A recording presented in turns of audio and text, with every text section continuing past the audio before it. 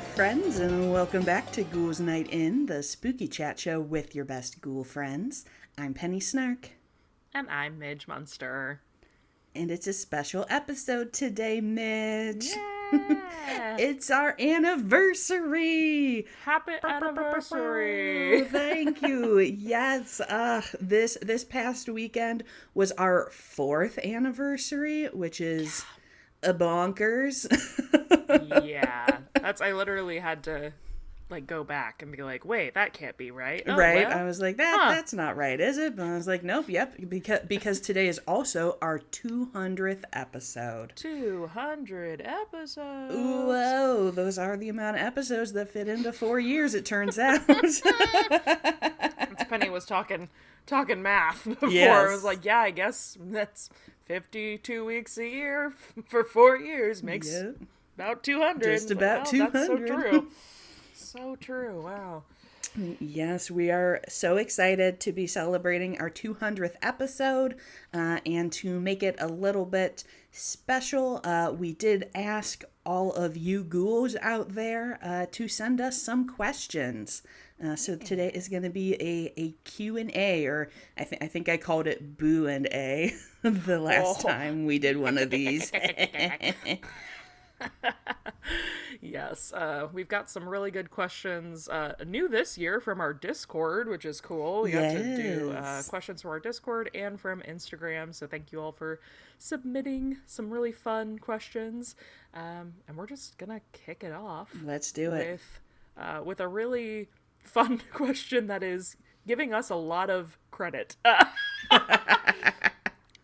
This question is from our Discord from Spookless in Seattle, and they said, if you could have a special guest star for your 400th episode, who would it be? And then continued to say, you'll still be podcasting for another 200. Yeah. Thank you for your faith in us to be going still. Right. I mean, I would hope, but I would hope this is not my answer for this one, but just because this came up, a friend of mine did privately, I guess, ask me a question where she was like, do you think you're going to run out of topics? And right. I said, I feel very confident that Midge and I will run out of the focus to do this podcast before we ever run out of things to talk about. That was my first thought with this, was like, wow. I mean, honestly, even 200 for two ADHD right baddies is pretty impressive, pretty I think. Awesome. Yeah, we really did that. Gosh, okay, well, yeah, special guest star for 400th. Who would it be for you? Special guest star for me. Are we doing fanciful or realistic?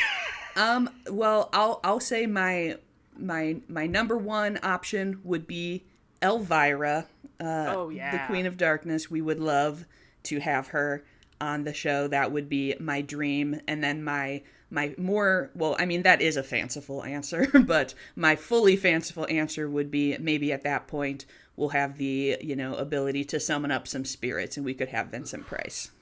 That was literally my first thought, was like, well, in a dream world where we can, anyone alive or dead, Vincent Price. Yes. But I think, real 400th. I mean, we've said it for years. We would love to have Christine. Yes. That's been a regular answer we've had. I think right now I'm going to say I would love to have David Desmalchian. Oh, yeah. I think that would be really, really cool. Or like Mike Flanagan, like somebody really crazy. Or or the Boulets. Yeah, I would say the Boulets. We could have Robert Eggers on to talk to us about Nosferatu, and we'd be totally cool and chill, I'm sure. And can I also destroy that relationship by berating him about the witch simultaneously? I'd like to praise you, but also give you shit. Robert, thank you for coming. Actually, oh my gosh, I feel so dumb. We should have Guillermo del Toro. Oh, obviously. Now that's on fanciful, baby. Yes, I would say if we're picking a fanciful option, fanciful but living option, I would say Guillermo del Toro. Well, who knows? At 400, that'd be our 8th year anniversary. Yes. Maybe we're 4 years from now we're extremely well known in the horror community. Exactly. Who knows what could happen? Exactly. 4 years is a long time. So, Guillermo, everybody get on it now. Start tagging him in Ghouls Night episodes. All right. Well, our second question comes from Hawk Mask in our Discord and says, I'd love to know the spookiest experience you both had. Either a ghostly encounter or just visiting somewhere that gave you entire body chills. Ooh. I know I've told the Scotland story on the pod before of when I got what I believe to be touched by a ghost. So I'm gonna pick a different thing because I have another, and I don't remember if I've told this before. So when I was a kid, my family and I used to go on like a cemetery road trip. We've talked about cemetery road trip. Gotta have a cemetery road trip.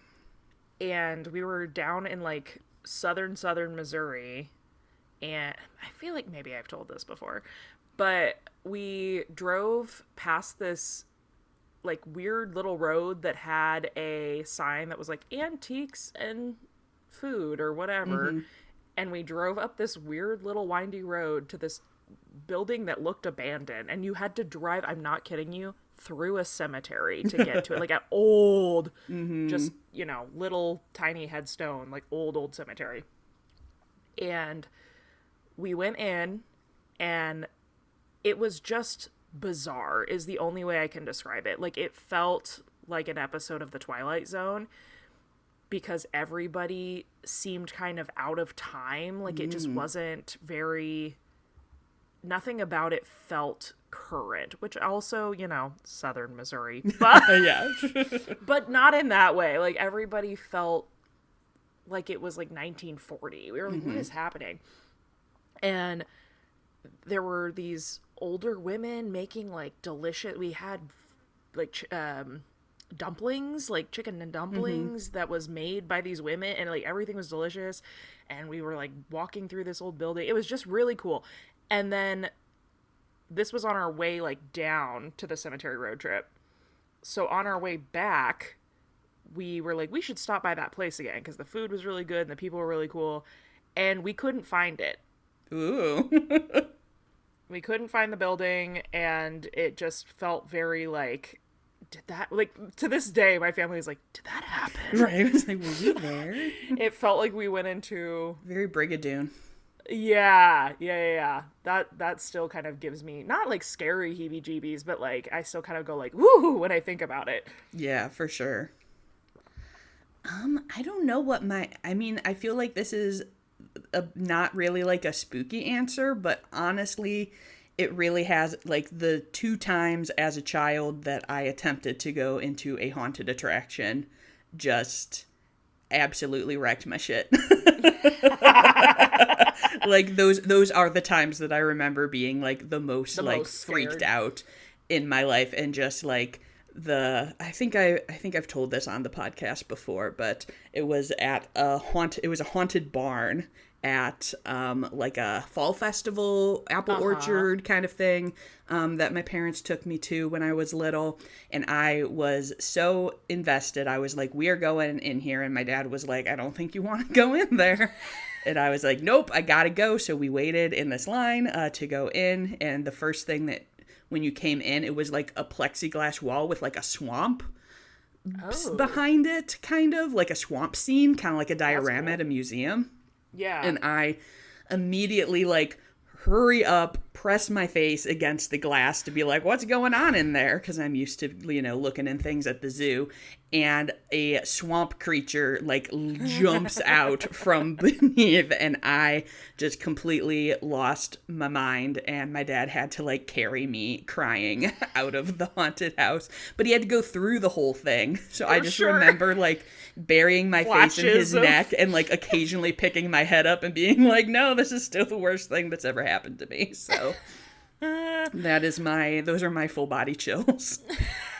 I don't remember if I've told you that before, but my first experience where I remember like kind of being, and it wasn't even a haunt, but we went to Casa Bonita when I was a kid in Colorado, and they have this like Black Bart's cave. Ooh. And it's like a kind of like a robber bandit situation.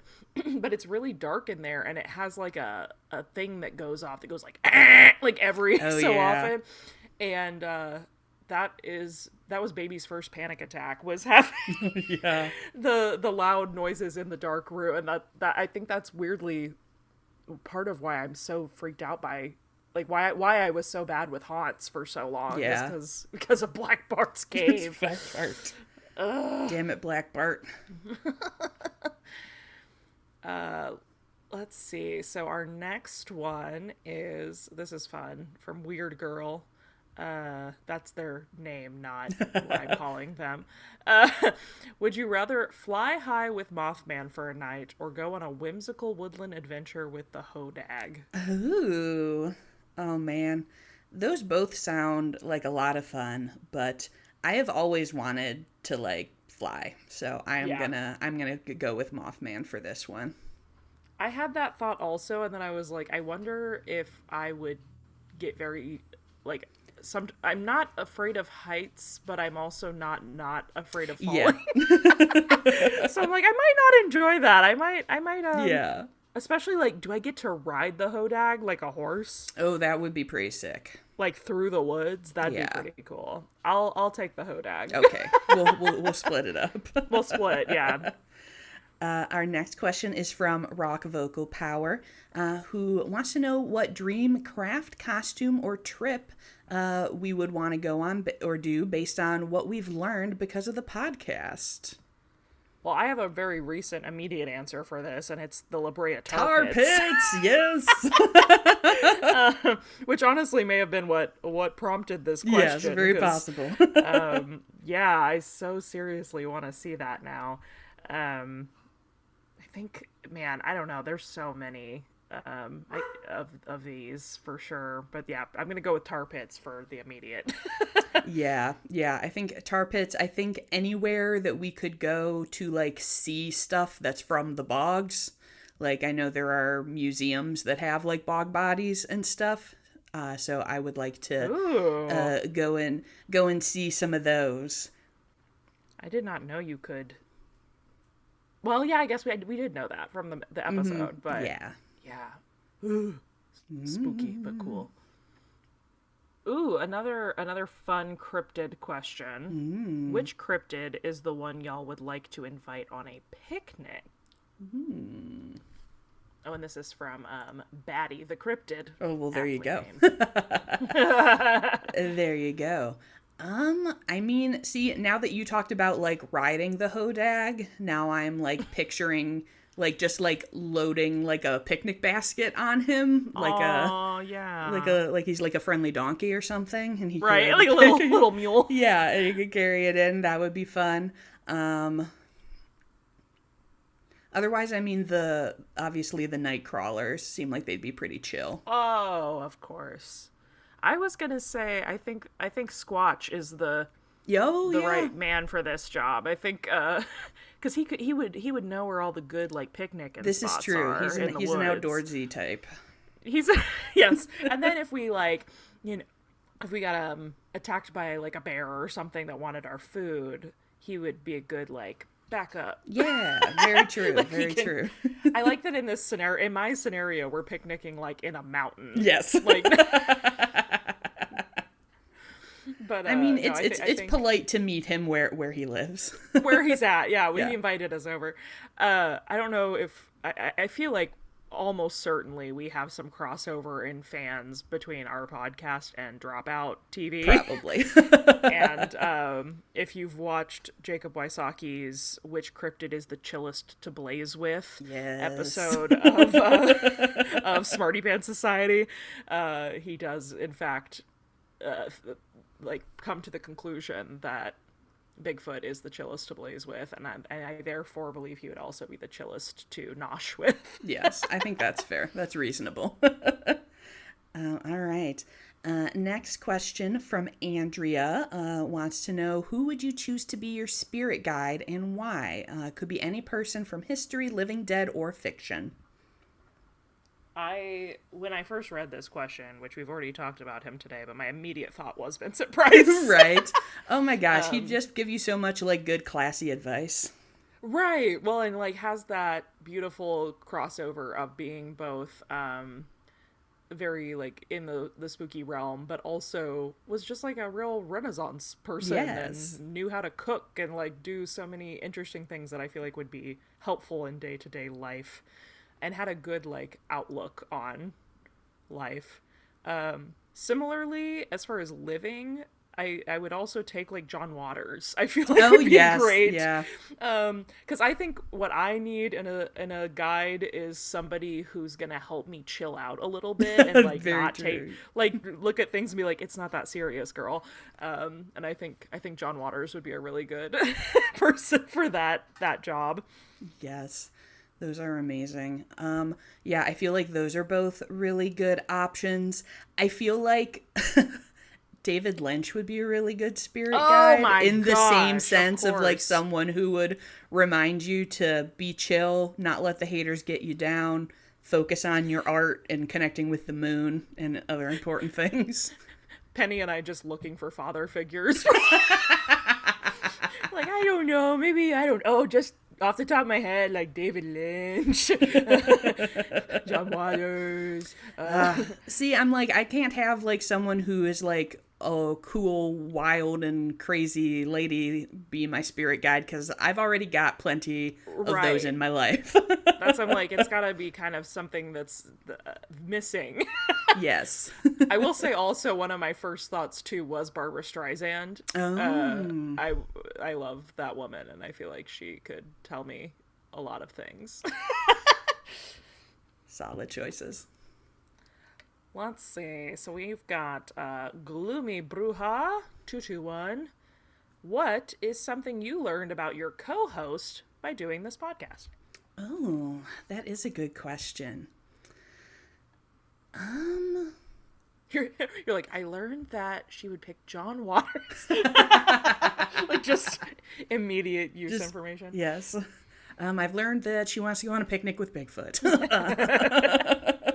No, I mean, already knew that. I did know that. That I feel like a lot of it is just like confirming the things that I already knew about you and like expanding them. So it's like, obviously I already knew that you were, a mid-century monster ghoul, that you have your cryptid fascinations, but just kind of, I didn't know about how passionate you were about like bees from the kind of all around vibes. Like I knew that like bees were kind of like symbolic for you, but I feel like I learned. I knew you had a bee tattoo. Yes, but I knew you had a bee thing, but I learned more about kind of how meaningful they are.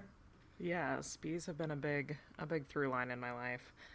I feel like I just to expand on this question a little bit, like I think it is fun to know, because I'm realizing recently I've been getting some messages from people who have just started listening, like on my Instagram, not the pod, and they'll be like, oh, have you done an episode on this? Have you done it? So like, I think there are some people that are working backwards, so maybe don't know our history together. Is true.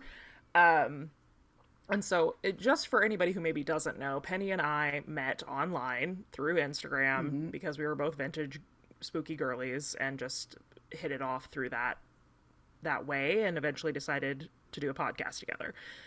So what's kind of unique about our relationship in that sense is like I did know things about you, but I wouldn't say I like knew you really well when we started doing this. So in a lot of ways we have kind of like gotten to know each other through the podcast, which is really cool.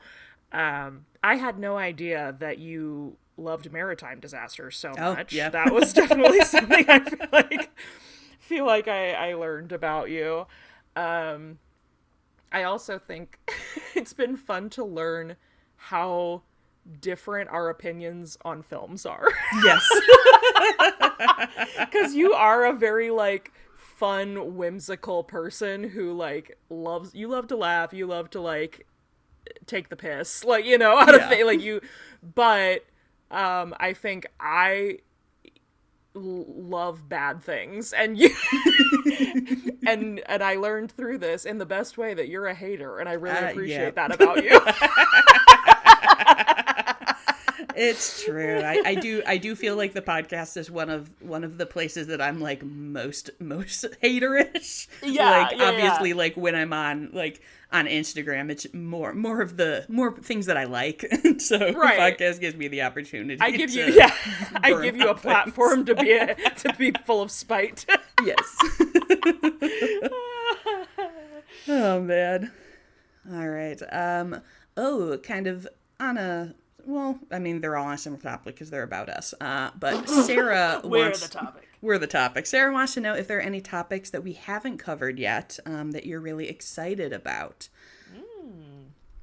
I find this question a little funny because I feel like we don't even know what the topics are going to be most of the time until like a week before. We'll both be like, oh yeah, I remembered something, and I saw a video and it made me think that I should do this. But I do keep a running list. I think definitely my Egypt, like of that time frame when that was your kind of hyperfixation. Mine, I was really into pirates, and I really want to do an episode about like pirates and Blackbeard and kind of get into some like misconceptions about what pirates were and yada yada. That for sure. And then I had another one that I thought you go while I remember. Okay. Yeah, I would agree, like, definitely things kind of, like, come and surprise me a lot when I'm thinking about things. I have, especially since you just mentioned maritime disaster, like, I have definitely been kind of, like, question mark about if I should do, like, bigger things. Like, obviously, like, the Titanic is something that is so massively talked about, and there are so many details that I'm kind of like, I don't know if I'm bringing anything new to it, but I mean, I do have thoughts. So yeah, I certainly could. So that's kind of something that listen, we're not reinventing the wheel here. It's true. We're just telling the facts. The other thing which again, this is a thing where this could be split into 15 episodes, and I think maybe that's why I haven't done it, is I'm trying to figure out how to do it. But I do really want to have like an episode or two about the like origins of the goth movement of goth music and how like and I mean, I don't know, it's so fun that our podcast has these kind of open boundaries, I guess, where we can talk about a lot of different things, but it also sometimes makes me second guess. I'm like, can I talk about that? Like, is that spooky? Yeah. But I mean, you know, even just talking about like the Berlin Wall and all these things that contributed to this subculture that we're all like, you know, it's so ubiquitous now. Not well. To my chagrin in some points, but anyway, I think it would be really cool to actually talk about why goth exists, and that's something I really would love to get into at some point. That would be super fun. Also, I think both of us are very excited to word vomit about Guillermo del Toro's Frankenstein in like a month. Yes, I'm very intrigued.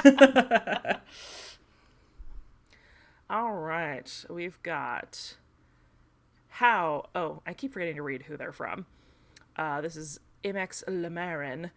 How many different hair colors have you had between the two of you? And is green your favorite? Ooh, a good question. I mean, I've really only had the one. I would say you're maybe pretty... two if you count like when I've added blonde, like my blonde streaks. Yeah, are we just talking about since the podcast? Right. Yeah, I guess that's true. Yeah, well, if we're not talking that, then yeah, I've had about 4 colors. I've had like my normal, yes, my brown. I dyed standard my hair issue. Really, my what do they call it when it comes like with your character? Default. Yeah. But I dyed my hair really dark brown in college, like almost black brown. Hated that. Looked awful on me. Yeah. I had it really blonde at one point in high school. I had like really bad highlights. And then I've been red for, 7 7 years or something like that now. Yeah. So yeah, like 4, maybe 5 if you count me adding blonde and the red. You've had every hair color. Not every hair color, but not blue. But yeah, so I am a natural blonde. And then I started dyeing my hair red in college.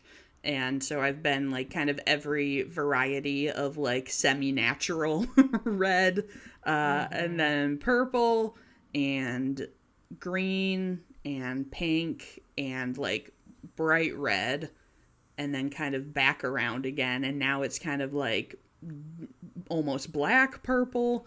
And I'm probably going to change it next time I go in.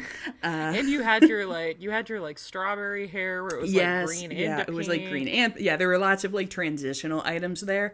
I don't know if green was super fun. I really am thinking about maybe eventually going back around to green. I feel like purple is the one that feels most like my natural color. Like when I go back to purple, I feel like this is just like what my hair looks like. Well, and I think a lot of our listeners think of you as having had green hair the longest because that's what you had when we started. Mm-hmm. But you were purple when I met you, and you had been purple for years. Yeah, I was purple for like 5 or 6 years leading up to the podcast, and then switched over to green, and now I'm kind of like worked my way back around to purple. But I feel like there are lots of color options potentially in my future. Do you have a color you've always wanted to try that you haven't done? Not so. Pink was always the color that like I really, really wanted to try, and so I did get to do pink, and I did really like it. It was just, it's hard because my skin is so pink because I'm always like flushed. So I definitely felt like it kind of made my like entire head look like one color at a certain point. So I ended up going for a little bit of contrast. I did like an orange like wash over when I had like red hair previously, but I've never done like a true like pumpkin orange, which would be fun. I remember when you did that one like red, your hairstylist was like, "Is this going to be too close to Midge?" Yes. I was like, "I don't care." Infringing on your red hair trademark. Yeah. I'm the only redhead. I'm the only one allowed to have red hair. I think I don't think I could maintain it, but I've always wanted like Sailor Neptune. Like that kind of like jadey green. Teal-y blue. Like nice. I don't know what that is, but that color I think is so pretty. That's the thing that I've always wanted silver. Like a gray, like a light gray, like silver hair. I have always wanted, but I know it would be so hard to maintain. I'm really hoping, because my natural hair is quite a bit darker than, like, you have a blonde base. I cannot do fantasy as easily without bleaching. But I'm hoping when I go gray, I go like white, so that I can really play with color later in my life. That would be fun. I love it. All right, our next one from Woolen Bones is, who are your spookiest character crushes? My OG is always going to be Riff Raff. Oh, yeah. And every time I say that to somebody who's not like us, I get looks. I'm like, on, what the hell are you talking about? That happened this week. I had like a movie night with some friends, and I made people watch Van Helsing with me. Nice. And the like gravedigger in Van Helsing is very riffraff coded. Very much. And so I was like, oh, he's so spooky, he's so cute. So dreamy. My friends were like, what are you talking about, you psycho? I mean, okay, I am going to kind of combine this with the next question because I just realized they're very related. Yeah, let me give it to you. Yeah. So, Batty the Cryptid, next question is, which universal monster would you smooch? I'm a Dracula girl, you guys. Of course. I love all Draculas. I love all vampires. That is definitely always going to be my spookiest character. crush. I mean, I do, like we just talked about, I love the Phantom of the Opera. Yeah. Also find him incredibly dreamy, whether or not he's got his face ripped off.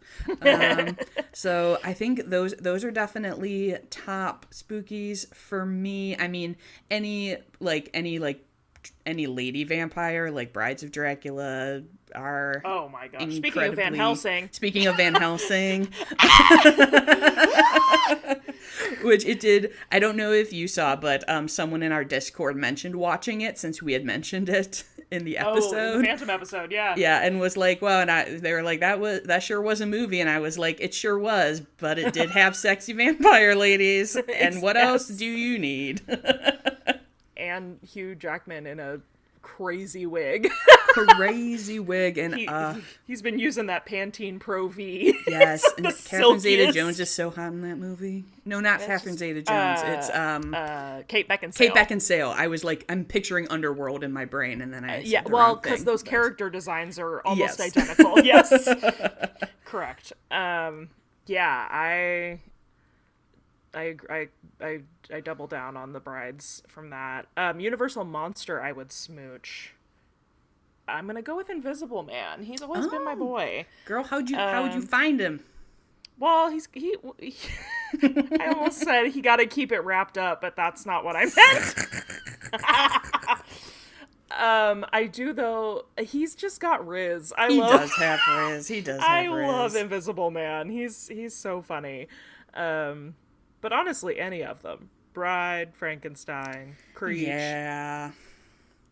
Creech. Maybe a little wolf man, gently. Yeah, well, yeah. A smooch and run. Yeah, I say maybe like a smooch on the forehead for a wolf man. Yeah. All right. Our next question from James T. Jeffers is, what horror movie would you most want to be an extra for, and perhaps which scene? Ooh. I mean, Jennifer's Body.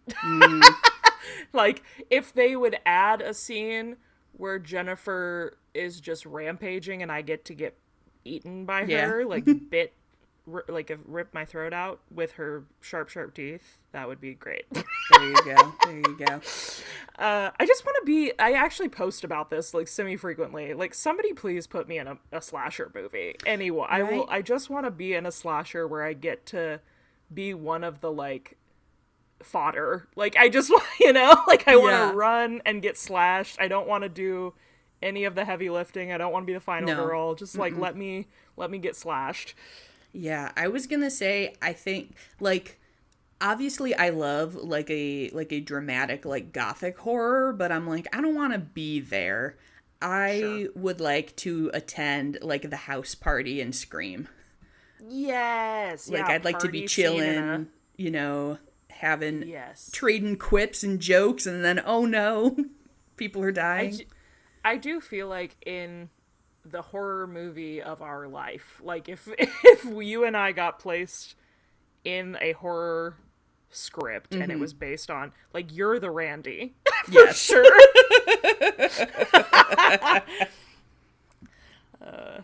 I also would love to do like if like movie that already exists and you just get inserted into it. Yes. Dream Warriors. I would love to be like one of the kids in the hospital and then like get to get dream invaded by Freddy. Would be really cool. All right, Penny, are you ready? I'm ready. This is from October Poppets, and they want to know, what is your favorite Buffy the Vampire Slayer episode? And I will let you all know that this question was specifically directed at Penny, not at me. I'm gonna answer it, but it was about, we need to know. The people want to know. This is such a complicated question. It is. I even had, I was like, well, do you want the real? It's like that Pop-Tart thing from the basement yard. Like, right. Like, do you want the real answer or the like well-curated answer? Right. And I'm like, obviously I'm like, I have differing opinions on what the best episode is versus like what's favorite. Most fun to watch. Yeah. What my favorite to watch is, or like some of them I'm like, you have to. So I am gonna say I am not gonna be able to pick just one. I would say ask you to. That my top ones that I love the musical. I love Once More with Feeling. That was one of mine. Yes, that is always just going to be something that I love to watch and I think is great. From like a plot perspective, I am extremely passionate about Becoming Part 1 and 2, the finale of Season 2. I think that is some of the best of it. It has so many incredibly iconic moments. Season 2 is also just peak Buffy. It's like, so peak. Like, that whole season is friggin' fantastic. It truly is. And like, even just when I was down there in KC with you, Midge, when Midge and I were like, we just need to chill and watch something, we watched School Hard, the first episode that Spike appears in, and that is always a banger. Huge win. I was gonna say Once More with Feeling for sure, and then I Fool for Love is just Fool for Love is so good, fantastic, and it's like devastating, but I love it. I love watching it. And then just any though, like those are my like Fool for Love is like a really good, well written plot episode, whereas like if I'm just watching Buffy because I want to have fun, any of the like Monster of the Week episodes are my favorite. I will say that I would say my obscure Pop-Tart favorite is Something Blue, which is the episode in season 4 where Buffy thinks she's marrying Spike. Yeah. And it is so goofy and just entertaining, and I love that one. I'm a season 1 apologist. I love There's some good of the stuff. Like crappy, like goofy monsters in season 1. I love the like swim team episode. Oh yeah. The whole thing. The whole TM. Thing. Yes. Oh, Buffy. All right. Buffy. We love you. We do. All right. Our next question from K. Christian is, what is the current #1 haunted location on your bucket list? I don't know if it counts as like haunted location, but I would really I guess of course it does. Dracula's castle. Like I would like to go to Romania. Yeah. And just see Big Castle. See Big Castle. That's pretty solid. I was going to say Winchester Mystery House. Oh, that too. Yeah, I would really like to go there and see all of the things. It has very cool architecture and stained glass windows and stuff, so I am into that. Yeah, I'm still butthurt that I Yeah. didn't get to go. I know. I was so close. So close and yet so far. This is from the Sunflower 23 on Instagram. What are some of your most controversial Halloween hot takes? Ooh. I feel like that's exclusively what we have a lot of the time. So many. I'm like, have you listened to our decor episodes? We have so many hot takes. But let's see. Something like something that's related to like Halloween itself. I know. I mean, we've talked about this on the pod before, but I think the downfall of nighttime trick-or-treating is a massive loss for the child community. Like, ridiculous. Like, the fact that kids are out here either trunk-or-treating, gag, or at best trick-or-treating in their neighborhood in the middle of the fucking day. Like, that's no good. Children should be allowed to scamper around at night on Halloween, and that is my hot take. Let children scamper. Let them scamper. Mine was also going to be a trick-or-treating thing in the form of, like, I know that, I don't know if this is still a hot take, it was very much like when we were kids, that, like, the older kids shouldn't be trick-or-treating, or, like, if you weren't wearing a costume, people didn't want to give you candy. Like, I think if somebody shows up at your door trick-or-treating, you need to give them candy regardless of who they are or what they're wearing. I think that's fair. Yeah, that's kind of my... I don't know. Like I said, I don't know if that's still actively a hot take or not, but yeah, I'd say it's definitely a hot take in like the wider world. at least. Yeah, not so much in like the people who are Halloween. Yeah. Halloween serious. Serious. I know the answer to this one, but Dakota Hardell asks, do either of you make spooky themed meals or dishes around spooky season? And I know that Midge does. I sure do, and I will shamelessly plug that I have a YouTube video about it. Yes, my family had big tradition energy. We're a family that does the same things year after year after year. So my mom always made a goulash on Halloween night, and we would do she does like bow tie pasta in it and black beans, so we call it bats and bugs goulash. And then we would do no, not cranberry, cherry 7-Up, and that was like blood. And then she makes monster finger breadsticks with like the cheese nails.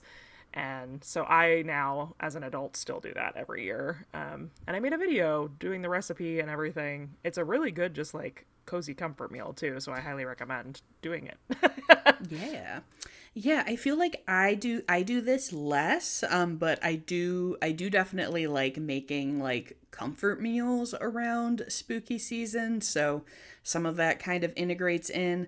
I am hoping to make some spooky food this year. I am planning to host a little something that will include some spooky foods. So we'll see how that goes. I do like I do it a lot if I'm like hosting, if I'm having people over. I use a pumpkin cookie cutter to make pumpkin shaped like hand pies.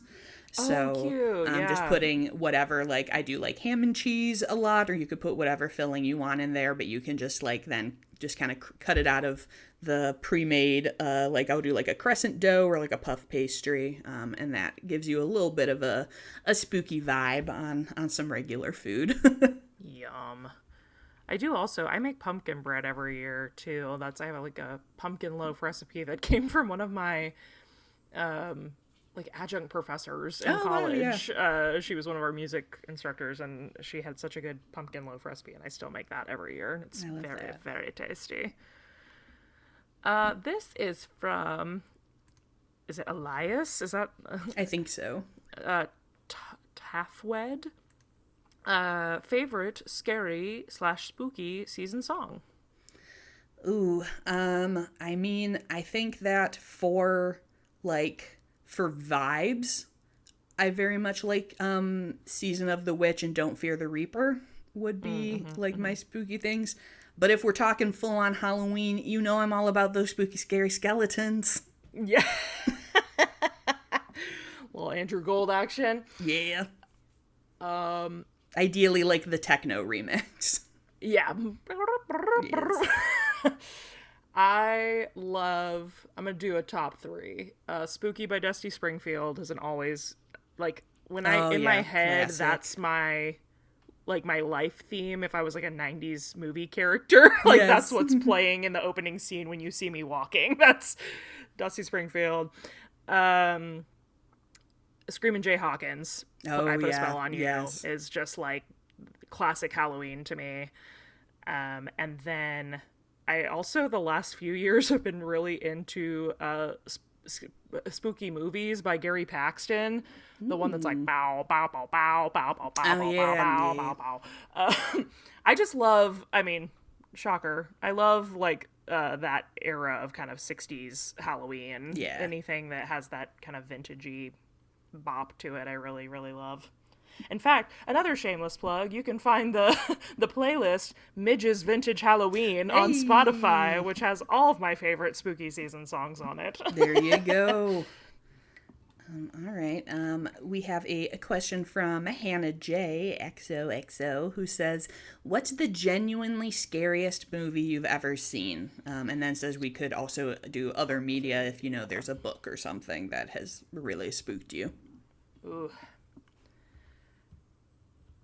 It's so hard to say because my meter for what really scares me has changed so much over the years. Yes, this is very true. So I'm like, what was really scary to me as a kid now is not maybe the scariest thing.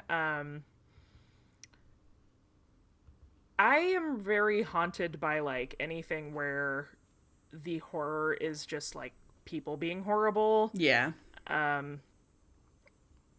So, oh my gosh, what is the name? My brain just blanked on what the name. Hold on one second. No, I'm trying to Funny think. Games. That's what I was trying to. Yeah. Funny Games. The original and the remake are very, very haunting to me.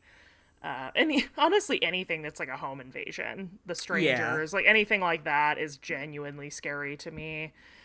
But as far as just like spooky, I still think Haunting of Hill House is one of the best pieces of like horror media I've seen in years. It's really genuinely scary in the like ghost sense, but also spooky just in the human sense, and I think it's like, I don't know, I recommend that to everybody. I love it. Yeah, I'm trying to think, because I definitely like you said, I feel like it's so different from like things. The movies that scared me the most were movies that I watched when I was young and more easily scared. Right, so they're not necessarily movies that I would even find that scary now.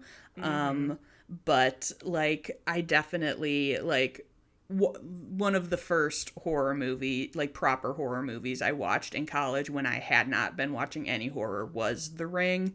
And that definitely freaked me out very much. I think I told you I just saw this for the first time. Yeah, it's a scary movie. I avoided it forever because I knew it was really scary, like, and its time. But I mean, it didn't terrify me now. Yeah. But I was like, oh, this holds up as like good horror still. Yeah, and I just remember being like so just scared of the concept of it, because like obviously you would see the trailers and they're like, if you watch this you're gonna die, and I'm like, am I gonna die because I watched this trailer? Like, is this a thing I have to worry about now?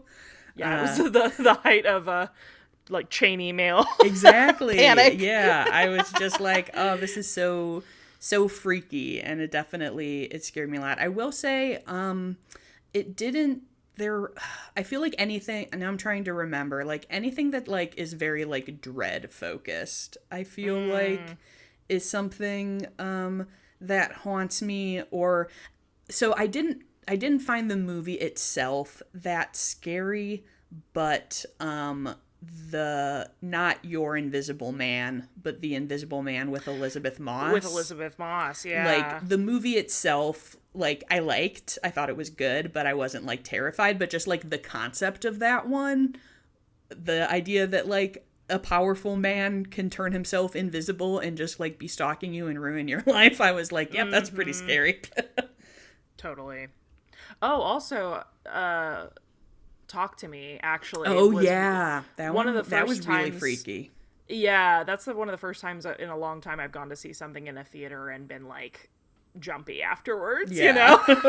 That was really, really good. Well done, horror. Okay, so Caseland? Yeah, I feel it. I know she's left a review before, and I guessed that it was Cashlin, but I might have been wrong. Listen, we're sorry, friend. Yeah, I tried.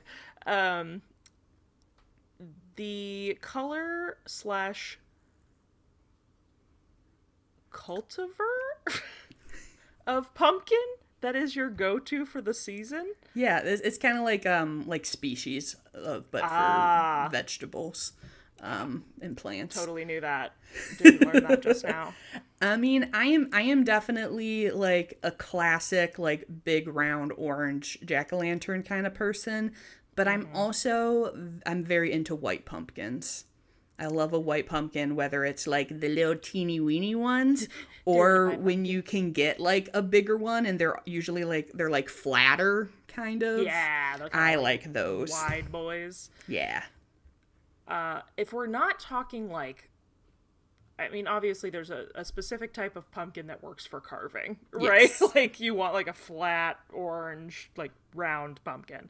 But as far as just pumpkins, I love a warty pumpkin. Oh yeah. I'm big on the ones that are all. I don't like warty ones. I love them. And that's actually posted a picture on Instagram the other day because I got so excited they had them at my grocery store. Nice. The like yellow warty ones. I love them. Yeah, those are probably my favorite general species of pumpkin. And our final question, which I think is a good place to wrap up, is from Roger That Bear, who wants to know, how did you find people with similar spooky interests in such niche areas? Listen. Online, baby. On like that's the internet. Yeah, I mean, well, yes and no, I guess. I mean, obviously we met online, and it's kind of like dating, right? Like you have to start out slow with people online. Yes. Like I think you can't just go into people's DMs and be like, hey, do you want to be friends? But like Penny and I's friendship was very organic. It was like we both were liking each other's stuff back and forth, and then we would message every once in a while, and eventually it was like we were talking pretty frequently, and it just kind of organically became friendship. Yeah, and I mean, I think, not to interrupt you, sorry. No, please. Well, because I was just going to say, even like when we first became friends, like we had no idea that we had these many things in common. Like, no. Yeah. And part of it is, I think, whether online or in real life, is like being willing to let your freak flag fly. Like if you put out the reason we were drawn to each other is like that we could visually see like, exactly. Oh, this person probably has a lot of similar interests to me because they have, you know, unique hair and they have clothes that have Ouija boards on them. Yeah, and, yeah. And when you kind of put that out there, either like because you're dressed a certain way or because, you know, you're attending museum openings for weird things, you're going to art shows, places that weird people congregate, that is how you find them, which is annoying because you have to leave your house and talk to people, but unfortunately, unless you can do it online, you do occasionally have to go out. Yeah, and I was gonna say, I mean, I think I am blessed in the sense that I can make friends with a brick wall. So when I do go out to events, I'm talking to people, and I will start conversations with literally anyone. And you know, that doesn't always mean you're gonna walk away with a best friend, but I've been able to find a lot of really cool people.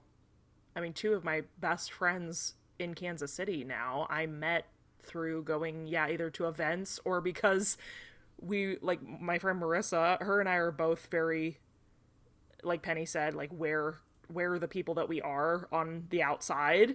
And we had the same hairdresser. And our hairdresser was like, hey, I have this other client who I think you would think is really cool. Yes. But then we ended up actually finally meeting at a Welcome to Night Vale show. And she was like, hey, I think, like, Alicia told me about you. Yes, it's a web. It's a big, beautiful web. Yeah. So definitely going to shows of music shows, or like Penny said, museums, or art shows are a great place to meet people. Take a walk in your local cemetery. Like, yes, just don't be afraid to start conversation with people. Yeah, definitely do that. And if you are someone who is maybe not as sociable, I will tell you, you only need one emotional support extrovert to then introduce you to a bunch of other people. To everybody and they know. I have, it is actually really funny because after having this realization, I have noted that in every instance of my life, I have my extrovert. And that is Midge, that is Caitlin. And you just gotta be like, all right, if I can make one friend, eventually they will probably introduce me to more cool people. Yeah. And usually the extrovert's friends are also other introverts who end up liking your other introverted friend as much, if not more, than they like you. So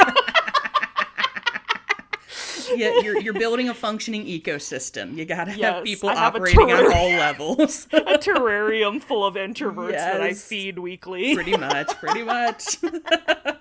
And I will say, if you are someone who's listening to this podcast and are wondering where you could talk to fun, cool people with shared interests, it might just be place for that? On our Discord. Whoa. The first half of our questions today were from our Discord, and we have a really lovely community over there where we share kind of anything that you're thinking about. People are sharing like their Halloween crafts that they're doing right now, and it is a fun and low stakes way to get to know some cool people with shared interests. Yes, very, very cool little. I know you just used that word, but ecosystem happening over there. 'Cause Penny and I, we pop in and out, but a lot of times it's y'all talking to each other, which is really, really cool. So and that was always our goal, was like, obviously we want to talk to you, but we have had so many like one-on-one, people DMing either us individually or the pod account to talk about stuff and being like, wow, there are so many cool people out here. How can we allow them to talk to each other? Mm-hmm. Yes. Well, I do think we have, before we go, we have another special announcement for our anniversary, don't we, Midge? Yes. So, for years now, the voices of the people have been chanting, give us merch that says, don't perceive my corpse. Yes. And we are happy to announce that it is finally here. It's here! This is mostly an anniversary gift to Penny from me, because she has wanted this merch for years. I really have. I want it so bad. But I know it has been requested by many of you also. Like, this is one we get requests for really frequently. So that is available now as a celebration of our 4 years and 200 episodes. Hope you all enjoy it, and of course, as always, if you get it, send us pictures, post on Instagram and show us you wearing it or using it. We love to see how you use it in your day-to-day lives or style your shirts and things. It's really fun to see it in action. Yes, it's such a delight. I'm very excited for all of us to be out here. Just letting people know they should not perceive my corpse. Don't do it. Don't do it. Yeah, so we'll have a link for that in our episode notes. I'm sure we'll link it on Instagram, but otherwise it is midgemonster.com/shop. Yes, and check out our other stuff while you're there too. Yes. It's all cute. It really is. It's all good stuff. I mean, it is crazy to think, like we said, that it's been 4 years, and as much fun as Midge and I have just talking to each other about weird stuff every week, we would not have been able to keep doing it over this long without all of you listeners. We always love to hear from you. We love knowing that you are taking our fun facts and deploying them amongst your friends and at parties. On unsuspecting victims. On unsuspecting people. It makes us so happy, and we're so excited to start another year of podcasting. Whoop, whoop. Well, may the next 200 be equally as informative and fun. Hell yeah. Thank you all so much for being here and for supporting us and for just being a part of our community. We truly just love y'all so much, and you give us a space to be the weirdos that we are, and we really appreciate you for it. So thank you, and if you would like to keep up with us outside of the podcast, you can follow us over on Instagram at Ghouls Night In Pod. Like Penny said, get involved with our Discord. Let us know over there what you'd like the next 200 episodes to be about. Yes. And if you would like to keep up with me, you can find me all over the web at Midge Munster. And you can find me at Penny Snark. And until next time, goodbye. Bye.